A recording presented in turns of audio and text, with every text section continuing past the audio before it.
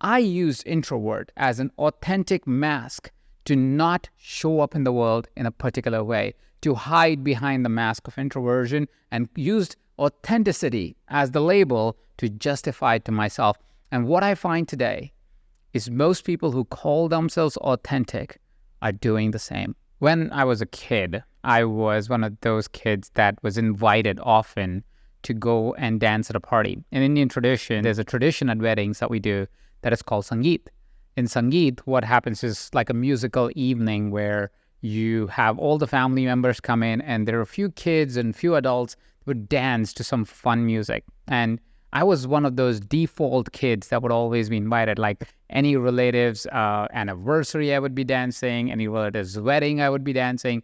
I was a dancing kid, and I was pretty decent at it. I would perform, and I would enjoy the performance, and the people would enjoy my performance, or so I thought, at least as a kid.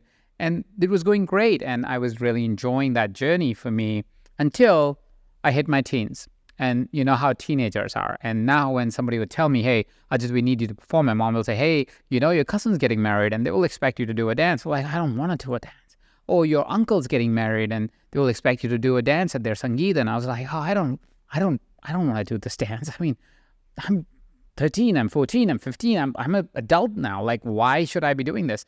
No, but you're so great at it and everybody wants to watch you and you do such a great job and you even do like more complex things now. You should totally be dancing at your cousin's wedding. And reluctantly and being dragged into these things, I was like dancing, but I was like, oh, please shoot me already. And as a teenager, I just started to close off to the idea of wanting to dance at people's weddings because I would feel embarrassed. I would feel weird about it. I would feel this is not for me anymore. So previously, as somebody who was dancing on stage, I was jovial, I was up and I was like ready and I was ready to dance at any given time. And then as I started to be this person who was resisting and fighting this idea because I was just constantly put without my permission on stage, without any joy on stage, without any time on stage, the joy of dancing started to fade away and I started to close off. So to tell people, no, I don't like gatherings. I don't want to go to gatherings. I don't want to meet people. I don't want to go to weddings. I don't want to go to functions. I don't want to go to anniversaries.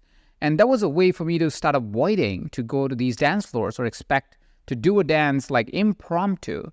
And slowly but surely, I started to find myself more closing off to social gatherings.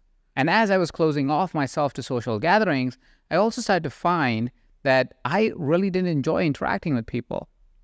As my life would progress, I would start to say, well, I am an introvert. You know, the kind of people who don't enjoy hanging out with other people, like their energy regulates internally, so they just need quiet time. They just need to spend time with themselves. That they just need to like hide because they're introverts. You know, that's just who they are. That's their authentic self. Their authentic self is who they truly are. And honestly, I'm an introvert. And I would pride myself in saying myself as an introvert. I pride myself so much as an introvert that I would resonate with people who call themselves introvert. Like, yeah, me too. I'm an introvert too. I really don't like hanging out with people. But I have to, you know, such is life. And I would brag about it. Even as a new coach, I would brag about it because I had other coaches saying that they were introverts and they're like, same. See, I'm going to be a successful coach because that successful coach says they're an introvert. I'm an introvert. We're an introvert. We're going to win. And that became a narrative that I kept repeating to myself and kept telling myself that this is who I am. This is my authentic self.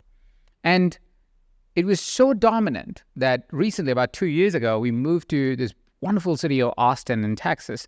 And as we moved into the city, I had no friends here. We knew no one. We knew like one or two people when we first moved here. And my wife identifies herself as an extrovert. And I, of course, identified myself as an introvert. But because we moved here, we knew a few people. Other people got to know that I moved to a city. So we started getting invited to different places to get introduced to new people. And I would just go, oh, I'm an introvert. You know, I can't go to the party. I can't go to that birthday party. I don't want to go to that public event. I don't want to go to somebody else's event. I just kept resisting to go to places. And I found myself 6 months in with no friends in Austin. Nobody that I could say, well, that's my friend, or that's the person I want to hang out with, or that's the person we hang out all the time. Any of those things, I wouldn't be able to say that because I just qualified myself as an introvert, as this person who doesn't really hang out with other people. But what happened one day is, as I was studying a program, an online program to become more charismatic, one of the exercises the trainer asked us to do was to write down the places and events when we felt more charismatic and less charismatic. And then that exercise took me down this rabbit hole of saying, hey, listen, is it that I am an introvert? Or is there people and places that make me an introvert?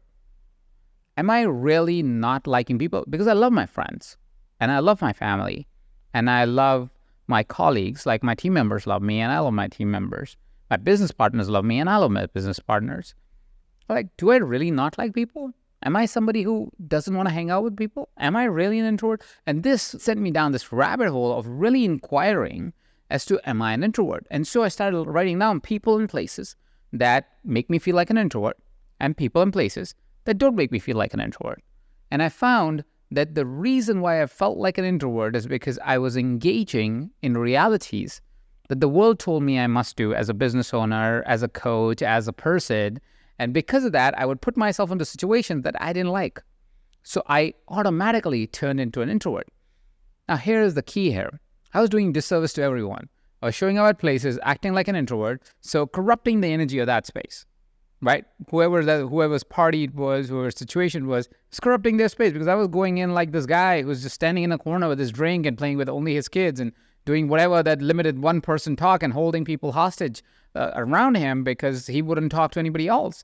So firstly, I was corrupting the energy of the party.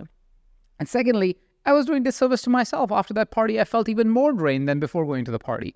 So I was like, hold on. So me acting as an introvert, firstly, is informed by people and places I don't like. And secondly, when there are people and places that I do like, I don't act as an introvert. Interesting. Which meant that if I only showed up at places that I enjoyed and only hung out with people that I enjoyed, I would never be an introvert. If I only did things that I truly loved, I would not drain my energy. I would actually be excited. I would actually be an extrovert. As the discovery settled into my body, into my soul, I realized that the mask that I was wearing of being an introvert, of saying that my authentic self tells me that I'm an introvert, was a mask at best. That I am not an introvert or an extrovert. I am not this or that. I am who I am. And that sent me down the rabbit hole of really understanding what does our authentic self mean. And what I saw out in the world and what my discovery led me to was something that was even more fascinating. I started to find people who call themselves authentic and were being rude to other people. I found individuals calling themselves authentic and not giving a shit about the other person that is in the conversation. I found people who said, I am authentic and I must express myself, and wouldn't let somebody else speak. There would be people that would call themselves authentic and would be closed to any new idea. I found people who said they were authentic but were using it as crutches, like myself, to hold back on certain interactions or hold back from certain challenges in life. They're using the word authentic to mask themselves, to shield themselves from the world outside. There's a fun story and cathartic story at the same time. There is an acquaintance of mine, and they were in relationship with someone. And while being in a relationship with that person, they started a relationship with somebody else. And the justification they gave to everyone that they met was, my true love is this other person. This new person is the true love in my life. Now, I don't doubt that. Love can happen to anyone at any time. But does authenticity, or being authentic to your new love, really allow you and give you the permission to cheat on somebody else? Or should you, if you were truly authentic, really have that true love conversation with the one person that you're in love with, the new person, and then also have the conversation with the person that you may not be in love with anymore, and have a conversation about it, not cheat on someone? Is authenticity the new mask, the new pathway, the new workaround that we found, the bypass that we have found to do things that are just not right? Cheating on someone is not right. Being rude to another person is not right. Hurting another person is not right. Doing mean things and being mean to other people is not right. Limiting your potential and limiting somebody else's potential is not right. Putting somebody else down is not right. Racism is not right. So is being authentic being closed-minded? Would it be fair if the mask of authenticity created limitations in the world? Will it be okay if the mask of authenticity is creating more rifts and divides in the world? Is it okay if we use this beautiful word called authentic and utilize it to hurt other people? Well, my answer is no. Authenticity is not about any of that. Authenticity is about something completely different. What my journey led me to was to truly understand what authentic is. A child is authentic. A 2-year-old, a 3-year-old, a 4-year-old is authentic. They are the most honest version that you can find on planet Earth to themselves. They're honest to themselves. They tell you what they like. They truly like it. They tell you what they don't like, and they truly do not like it. Authenticity is really the core knowing of who a person is without influencing other individuals around them. A 2-year-old, a 3-year-old does not want you to do something. They want to do things for themselves, and they're real and clear about it. And I noticed that because I have a 2-year-old and I have a 4-year-old. And I observe them, I realize that they have some fundamental characteristics which makes them so authentic, which makes them so real, makes them non-threatening to other people. For that matter, they're the most adorable beings in my life. They're the most authentic beings in my life. They're probably the greatest reminder of what true authenticity looks like. And here are the undertones that I see them show up from every single day that tells me that they are an authentic person. They're never judgmental about anything. They don't judge you. They don't judge your acts. They're curious about it. They don't give statements on you. They're curious about it. Why did you do this? What did you do? How did that happen?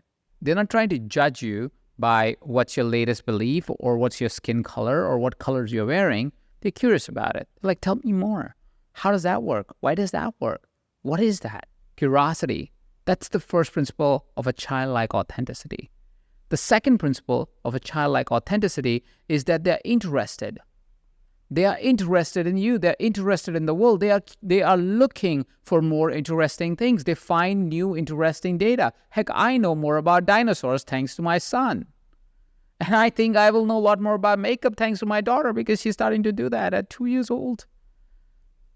Being interested is the sign of childlike authenticity, is the principle behind childlike authenticity. Another principle in childlike authenticity, which to me is the real authenticity, is that they're creative.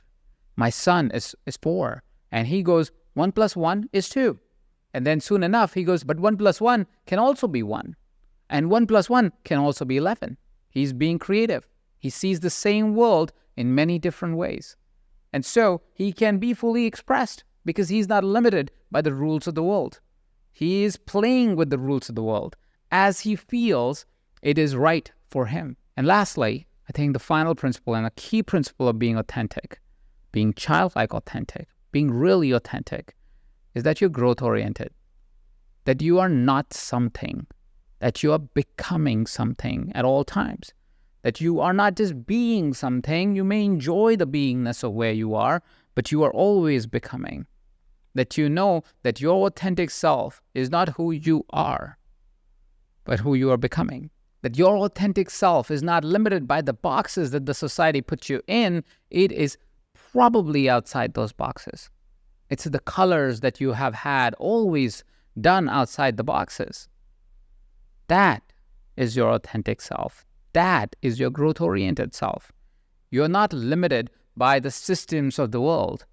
You create the systems of the world, of your world, your inner world, your outer world. That there is at no point that you are well-defined and clearly defined because by definition, you're always growing. See, if you talk to my 4-year-old, you would see that he is so growth-oriented. He's always learning. He's always testing out his ideas. He's always going, wow, I get to learn this new thing. And you can see very clearly things that he's interested in, things that he wants to grow in. You put him in a class and you would clearly go, his vibration changes. And you put him in another class and you will clearly see his vibration go up. He's growth oriented in that direction. It's clear for authentic individuals, for childlike authenticity, a fundamental principle is that you're growth oriented, that you know that you are not it. You are always evolving. You are not defined. You are not a box. You are unlimited. You are getting defined, and you will keep getting defined. There is no point where it is well defined. So I took those principles that I observed in my kids, in my children, and I said, hey, how do I find my authentic? How do I find at least a version of my authentic so I can start this journey all over again? I found one simple question that helped me find my current authentic version that of course will evolve, but at least helps me get started. The question is, who are you when you like yourself the most? Who are you? What does that feel like? What does that look like when you like yourself the most? Because when you like yourself the most, that's probably is because that's the closest you are to you. That's probably your real, childlike, authentic self. And that is a good starting point to find that place where you like yourself the most. Where you go, oh, I love me. I love me doing this. I love me being this. I love when I show up like that. I love when I have conversations like this. I love when I respond like that. I love myself. When you find that place where you love yourself so much, that's the place where we start finding our authentic current version. And once we lean into that, we find the pathway to live our authentic self every day, which is to be in the present, enjoy the state of I love myself, who I am right now, and that's my authentic self right now, while discovering how I can continue to love myself to find that growing version of me. So when you find that place where you love yourself so much, it's not the place where you go, okay, this is where it is, and this is how my authentic self is. No. That's where we start. And then we keep asking the question, what would I like to add to that? How will I love myself even more? How can I love myself even more? And that gives you your growth edges. That gives you that ability to find the next authentic version of you. That next discovery of you that you love even more, that makes you even more authentic, even more congruent, even more clear about where you want to go. See, your authentic self was not in the past. Your authentic self is not in the present. Your authentic self is in the future. The way to live your authentic life is to live in alignment that you are on a journey to continuously explore and grow into your authentic self. Don't let the word authentic limit you. Don't let the word authentic make you mean. Don't let the word authentic become a mask to hide from the world. Turn towards childlike authenticity so you can constantly evolve as a being. You can constantly evolve as a person and grow into someone that you love even more. Thank you so much for joining me today. I'll see you next week.